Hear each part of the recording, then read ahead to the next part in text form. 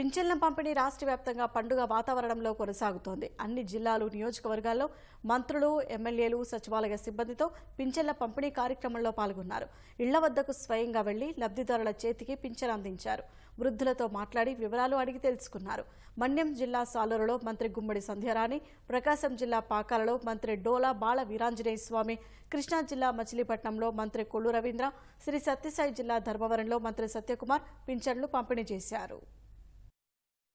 ఒక ఆయనకి 10,000 రూపాయలు, ఆయన డయాలసిస్ పేషెంట్ అయితే 10,000 రూపాయలు ఇస్తుంటే చంద్రబాబు గారికి నా యొక్క కృతజ్ఞతలు చెప్పండి అని చెప్తా ఉన్నారు.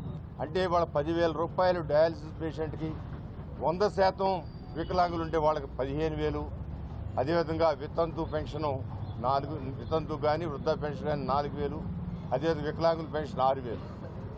ఈ విధంగా పేదవాళ్ల మీద చిత్తశుద్ధితో ప్రకటించి ఇస్తున్న వ్యక్తి నారా చంద్రబాబు నాయుడు గారిని చెప్తున్నాను. ఇంకా రేపు ఆగస్టు నుంచి కూడా కొత్త పెన్షన్దారులు అర్హులైన వాళ్ళందరూ కూడా పెన్షన్లు అప్లికేషన్ తీసుకోవడం జరుగుతుంది. తొందరలో అవి కూడా రిలీజ్ చేయడం జరిగింది.